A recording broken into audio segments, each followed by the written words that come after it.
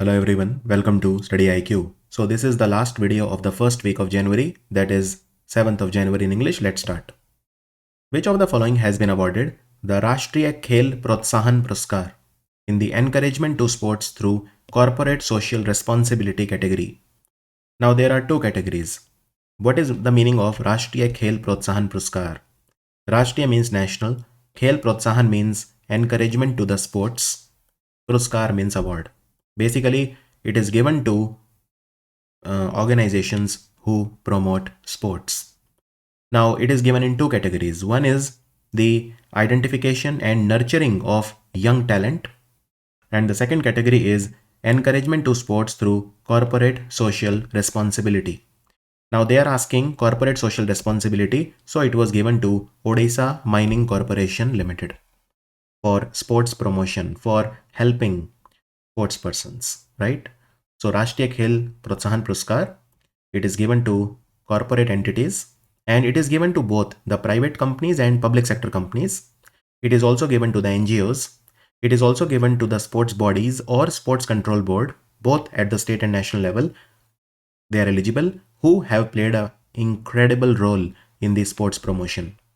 Understood? So this award will be presented by Draupadi Murmu, the President of India, on 9th of January 2024. So, and what about the first category, identification and nurturing of young talent? It was given to Jain University, which is in Bangalore. Jain University is in Bangalore. Now, for giving these awards, there was a committee. There was a selection committee, like which organization to give Rashtriya Khel Protsahan Puraskar, and that committee was headed by Sujata Chaturvedi. Who is she? She is the secretary in the Ministry of Sports and Youth Affairs. Sujata Chaturvedi committee was set up for giving these awards. Understood? And apart from these awards, there are 6 core awards which are given by the government of India. Actually, it is one of the 6 core awards. Rashtriya Khel Protsahan Puraskar is one of the 6 core awards. So apart from this, there are 5 more. Total, there are 6. Which one? So we have the Major Dhyan Chand Khel Ratna, earlier it was known as Rajiv Gandhi Khel Ratna, whom it was given to. And these are what we call the National Sports Award. These are given by the Ministry of Youth Affairs and Sports. So do remember that for giving these other sports award or National Sports Award this year, there was a selection committee that was headed by Justice A.M. Khanwilkar.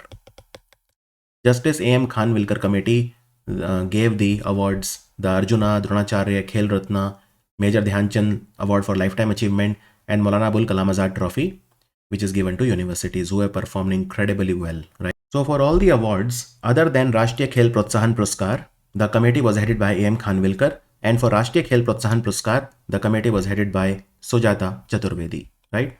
Now, who was given Major Dhyan Chand Khel Ratna Award? So it was given to Chirag Shetty and Satvik Sairaj Ranki Reddy, the badminton team from India. And then we have Arjuna Award. Arjuna Award was given to 26 sports persons. It is given for good performance for the last 4 years. And even the Major Dhyan Chand Khel Ratna is given for incredible performance for the last 4 years. Then we have Dronacharya Award, which is given to the coaches. It is given in regular category and lifetime achievement category. So regular category, 5 coaches got it, and lifetime achievement, 3 coaches got it. And then we have a Dhyan Chand Award for lifetime achievement. It was given to 3 people. Dhyan Chand Award for lifetime achievement. And Maulana Abul Kalam Azad Trophy, overall winner was Guru Nanak Dev University, which is in Amritsar. Guru Nanak Dev University, which is in Amritsar. Union Corporation Minister Amit Shah, he is also the Home Minister of India, and his constituency is what? So his constituency is Gandhinagar, capital of Gujarat. So he has launched the e-Samriddhi portal for the procurement of which of the following crops. So basically this is a portal where farmers can come. First of all, farmers, they can register themselves. They can get themselves registered through the FPO, that is Farmer Producer Organization, right? So they can get themselves registered, or they can go to primary agriculture credit societies also, and they can register themselves on e-Samriddhi portal, and there they can sell it off, right? So they can sell to the government agencies like NAFED. NAFED can procure from the farmers, or even NCCF, which is National Cooperative Consumers Federation of India. So these are the two central nodal agencies which procure pulses on behalf of the government of India. So farmers can sell tur dal on this e-Samriddhi portal. Farmers can sell tur dal. And it's a multilingual electronic portal, right? And tur dal, so what is the minimum support price now? It is 7,000 rupees per quintal. 7,000 rupees per quintal. So this is the price, minimum support price for tur dal. Moving on, Sheikh Mohammed Sabah Al Salam Al Sabah has been appointed as the Prime Minister of which country? So he has been appointed as the new Emir, or Kuwait's new Emir. He is also the new Emir or new King of Kuwait, and now he is the Prime Minister also. So he is Kuwaiti Prime Minister and Kuwaiti King both, right? So the answer is Kuwait, right? And why was Kuwait in news recently? Has Kuwait done any deal with any country recently? You know, about anything? Yes, they have. So I will tell you. So Saudi Arabia and Kuwait, they have done a deal for gas mining, you know. So there is a field called Dorra gas field. Dorra will be used by Saudi Arabia and Kuwait. It will not be used by Iran. So they have pushed Iran out of this gas field. Only Saudi Arabia and Kuwait can use Dorra gas field. And Dorra gas field is called Arash by Iran, but Iran will not be able to use it. Adidas has announced to set up its first and only global capacity center in Asia outside of China. In which city? So it will be set up in Chennai in Tamil Nadu. So Adidas has announced to set up its first and only global capacity center in Asia other than China in Chennai in Tamil Nadu, right? Now Adidas is a German sports company, and that reminds me that there were two brothers, okay? One was called Adolf Dassler, and the second brother, his real brother, was Rudolf Dassler. Now there was a fight between the two brothers, okay? So Rudolf Dassler, he started his own company called Puma. And today Adidas and Puma both are a very big company, but they both were started by a real brother, Adolf Dassler and Rudolf Dassler. So Adidas is nothing but Adolf Dassler short form, Adidas. Adi is Adolf, Das is Dassler. And Puma was started by Rudolf Dassler, his brother. They had a fight and he started his own company. And similarly, there was, I remember in my marketing, I've done MBA in marketing, you know that. That time there was a case study for Crocodile versus Lacoste. Now you must have heard about this company Lacoste, very famous t-shirts company. This was also a fight in the family. Now they both have the same logo of crocodile, but in Lacoste the crocodile faces towards the right side, and in Crocodile the crocodile faces towards the left side. Otherwise there'll be a copyright issue, no? So I mean, all these things happen.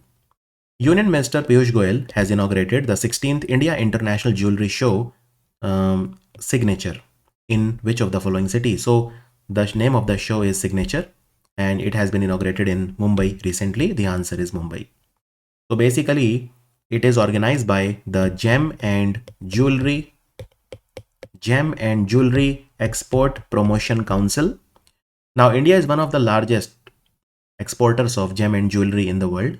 So Gem and Jewelry Export Promotion Council is an organization that was set up in 1966 by the Ministry of Commerce and Industry, and it is headquartered in Mumbai, and basically it promotes the export of gem and jewelry. So the organization is called Gem and Jewelry Export Promotion Council. The second test match between India and South Africa in January was the shortest test match in the history of cricket. It was held in which place? It was held recently in Cape Town. It was held in Cape Town, and it was the shortest test match. So the match lasted only 642 balls, and it was finished in just 4.5 sessions on the second day, right? So India won the match by 7 wickets, and the series was drawn 1-1. Now India lost the first test match that happened in Centurion by an innings and 32 runs. So India also became the first Asian side to win a test match in Cape Town. And who was the player of the tournament? Player of the tournament was Dean Elgar, this fellow. Dean Elgar, he is retired. So Dean Elgar from South Africa was the player of the tournament. Is that clear? Now the previous shortest match was between Australia and South Africa in 1932. That is what, 90 years back? That finished in 656 balls, but this finished in just 642 balls. Understood? So Dean Elgar, South African cricket captain, he has announced his retirement also from international cricket, and what a career he has had. Also, let me tell you, the Under-19 Cricket World Cup has been shifted now from Sri Lanka to South Africa. So Under-19 ICC Under-19 Cricket World Cup will take place in South Africa now and not Sri Lanka. The Union Cabinet, chaired by PM Narendra Modi, has approved a scheme called Prithvi Vigyan. Prithvi Vigyan, or in short you can just say Prithvi, scheme of the Ministry of Earth Sciences. Now it will be implemented during which period? It will be implemented from 2021 to 2026. And total how much money will be spent on the scheme? 4,797 crore. 4,797 crore. So basically, this is not a new scheme. It is a coming together of 5 major schemes of the Ministry of Earth Sciences. Now, which are these 5 schemes? One is Across, OSmart, PSIR, SAGE, and Reach Out. Now, what is Across scheme? Atmosphere and Climate Research Modeling, Observing Systems and Services. Across scheme by the Ministry of Earth Science. All the 5 schemes are by Ministry of Earth Science. Now, instead of 5 schemes, we will have just one scheme called Prithvi Vigyan. And this is about climate research. OSmart is Ocean Services, Modeling, Applications, Resources and Technology. So this is also about ocean research. PSIR, Polar Sciences and Cryosphere Research. This is about doing the research on poles like Arctic and Antarctic. And SAGE, Seismology and Geosciences, name says it all. And Reach Out, Research, Education, Training and Outreach. Now all of the 5, all of the 5 schemes, they are coalesced into one. They are coalesced into one. Is that absolutely clear? So 5 sub schemes have been joined together to create Prithvi Vigyan. Very, very important question. So this is a scheme by the Ministry of Earth Sciences. Ministry of Earth Sciences. The Union Cabinet has approved the MOU signed between ISRO and which of the following organization for cooperation on the development of joint small satellite? The answer is Mauritius Research and Innovation Council. Option D, Mauritius Research and Innovation Council. So this agreement was signed recently at Port Louis, which is the capital of Mauritius. So MRIC, it operates under the Ministry of Information Technology of the Republic of Mauritius. So ISRO will basically be launching the satellite also, and it will help in the development of a joint small satellite. This will be critical for communication in Mauritius, and the satellite is proposed to be completed in 15 months time. Now the estimated cost of this satellite is around 20 crore rupees. 20 crore rupees. Mauritius is a good friend of India. Union Cabinet has approved the signing of a MOU between India and which organization for supporting Indian Railways to achieve Mission Net Zero carbon emission by 2030 under the South Asia Regional Energy Partnership Initiative, SARAP. So India has signed an agreement with USAID, United States Agency for International Development, or USAID. And what will they do? So they will help Indian Railways to achieve net zero carbon emission by 2030. By 2030, right? So this has been approved by the Union Cabinet. When PM Modi visited America, that time this MOU was signed, and it has been approved now by the Cabinet as well. So technical assistance will be provided by America to India, and so there is no financial commitment from Indian Railways, but they will try their best to kind of, and basically you should remember this is a part of South Asia Regional Energy Partnership. South Asia Regional Energy Partnership. What is this? So this will be from 2021 to 2026, and it's a 5-year initiative funded by USAID, and this aims to improve access to affordable, reliable and sustainable energy in the 6 South Asian countries. So it is not just India that is a part of SAREP. America wants to help 6 Asian countries, South Asian countries, in renewable energy, sustainable energy. These countries are India, Bangladesh, Bhutan, Maldives, Nepal and Sri Lanka. These countries, right? These are South Asian countries.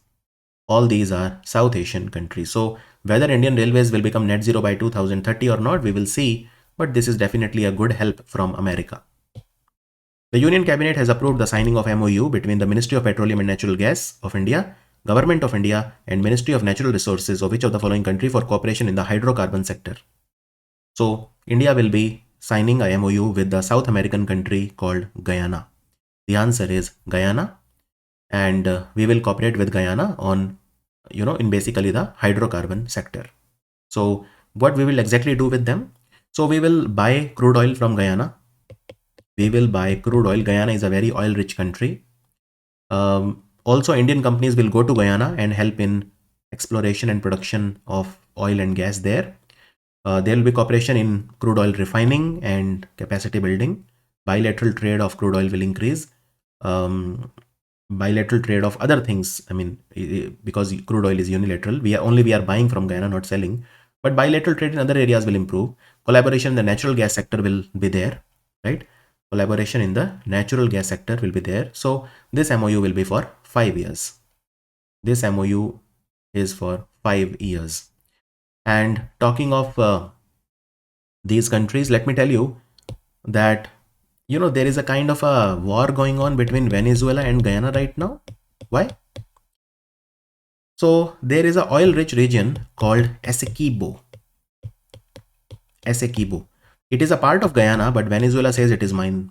So they are fighting over this region called Essequibo. This is an area very near to the Essequibo River. It is claimed by both Guyana and Venezuela. That is why they are fighting. And let me also tell you, since I'm talking about oil and gas, Angola has quit OPEC. Angola, is a country in Africa. It has quit OPEC, the organization for the petroleum exporting country. And the Union Cabinet has approved the proposal to declare Ayodhya Airport as Maharshi Valmiki International Airport, right? And so the airport's name pays homage to Maharshi Valmiki, who wrote the epic Ramayana. Bharat Mobility Global Expo will be held in which city? It will take place in New Delhi, and the logo of this Bharat Mobility Global Expo was launched by Piyush Goyal, the Minister for Commerce.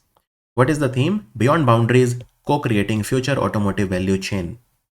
Future Automotive Value Chain. It will take place in Bharat Mandapam in Pragati Maidan from 1st to 3rd of February 2024. So, this Bharat Mobility Global Expo will be coordinated by EEPC, Engineering Export Promotion Council, with the help of many other organizations, and more than 50 countries are going to participate in this, right? So what is this company, EEPC? EEPC is a company that is sponsored by the Ministry of Commerce and Industry. It was set up in 1995. So it's a trade and investment promotion organization in India.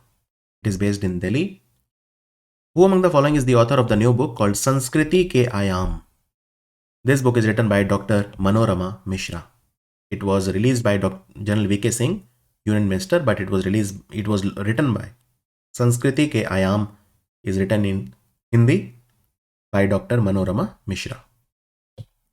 Who among the following has been appointed as the Managing Director and CEO of National Asset Reconstruction Company Limited, NARCL? So it is P. Santosh. NARCL, it's a part of the bad bank. NARCL will buy the stressed assets from the bank, and IDRCL will sell these assets or do the recovery of these assets, right? P. Santosh is the answer. And let me tell you who has become the IDRCL chairman recently. Narayan Sheshadri. He has become the chairman of IDRCL. NARCL, let me tell you that public sector banks will occupy 51% ownership in NARCL, and public sector banks maximum they can have 49% ownership in the IDRCL. And Shashi Singh has been elected as the president of All India Rubber Industries Association, right? So do remember that as well. Also, Vikas Sheel has been appointed as the executive director for 3 years at the Asian Development Bank. Which of the following state government has announced to implement Rani Durgavati Anna Protsahan Yojana? Rani Durgavati Anna Protsahan Yojana has been started by Madhya Pradesh. It has been launched by new Chief Minister Mr. Mohan Yadav. Mohan Yadav, he is the new Chief Minister. So farmers will be provided an incentive amount of rupees 10 per kg. Rupees 10 per kg will be given to the farmers if they grow millets. Which millets? Millets like ragi, jowar, bajra. You know, in India we have this pearl millet and all of these millet, mainly ragi, jowar and bajra. So if farmers, and even some local millets like kodo kutki, this is also a type of millet. If farmers grow millet, then 10 rupees per kg will be given to them. So if one farmer grows, let's say 10,000 kg, he will be given 10 rupees per kg or 1 lakh rupees directly into the bank account. So the Madhya Pradesh government has started Rani Durgavati Anna Protsahan Yojana. Millets is also known as Shri Anna. Shri Anna, right?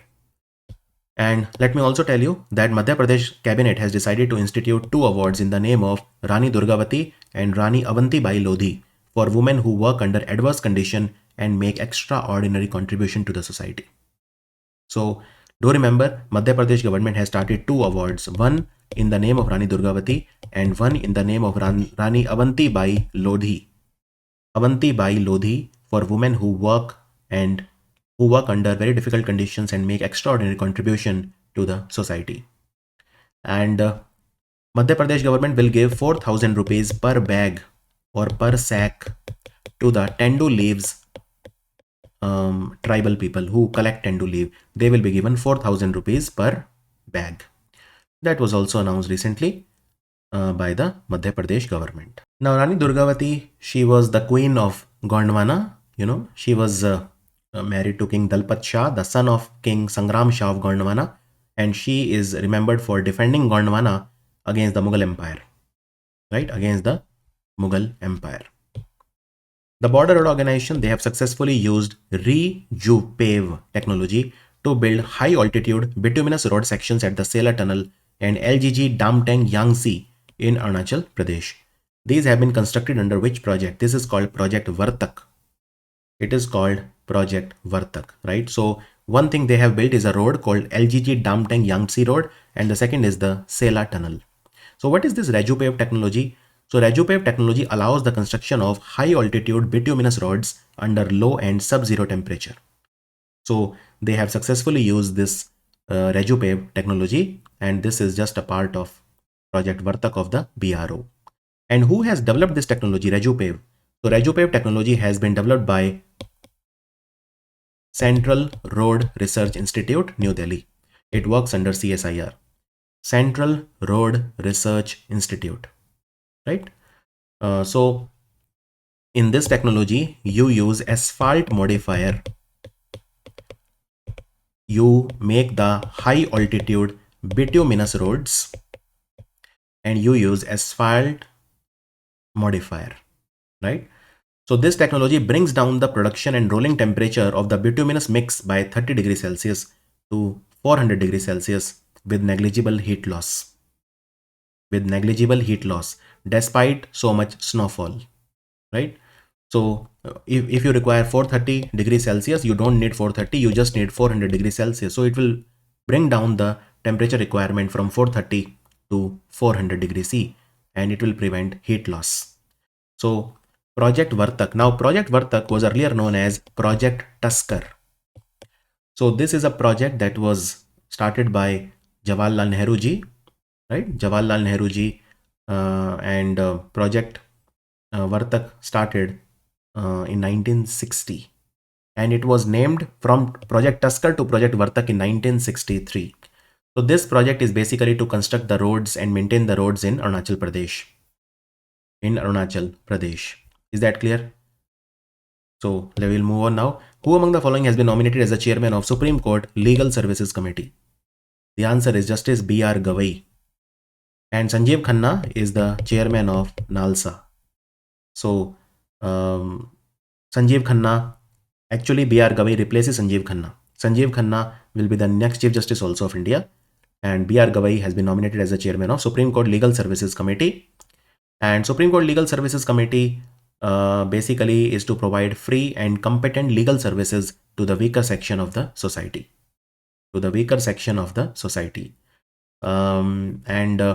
Recently Sanjeev Khanna has been named as the chairman of NALSA by Draupadi Murmu.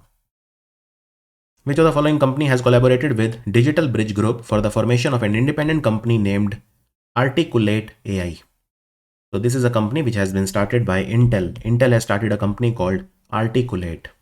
Intel have collaborated with Digital Bridge Group for an independent company, Articulate AI, and Articulate AI is about artificial intelligence. Artificial intelligence. Now, who will be the CEO of Articulate? There is an Indian called Arun Subramaniam. Arun Subramaniam will be the CEO of Articulate. Articulate will provide cost-effective AI services to the different enterprises. Let's move on. The second edition of the Inventive 2024 will be hosted by which organization? Inventive is hosted by IIT Hyderabad. IIT Hyderabad, they will host the second edition of. This is one of the events conducted by the Ministry of Education. So what is this event? It will take place on 19th and 20th of January. Dharmendra Pradhan will inaugurate this event. Basically, all the top higher education institutions of India, mostly the IITs, they will collaborate with each other. And there are like a lot of industries as well. There are like 2000 industry participants also. There are 23 IITs that will participate. There will be NITs, there will be triple ITs, there will be Indian Institute of Science Education and Research, IISERs, and the top 50 NIRF ranked engineering colleges. They will all participate. Even Indian Institute of Science Bangalore, all the top colleges of India will participate in this, and they will share best practices for research. And the second edition will focus on affordable healthcare, agriculture and food processing, sustainable technologies, defense and space, and Industry 4. And 2000 industries will participate. Now for Inventive, there is a steering committee that has been set up, and that steering committee will be headed by BVR Mohan Reddy. BVR Mohan Reddy is the chairman of the steering committee for Inventive 2024. Now the first edition was held at IIT Delhi. And it is a first of its kind mega fair. Inventive is a mega fair that brings together all the 23 IITs from across India. That was a video for 7th of January. I will see you in the video of 8th of January. Thank you for watching StudyIQ.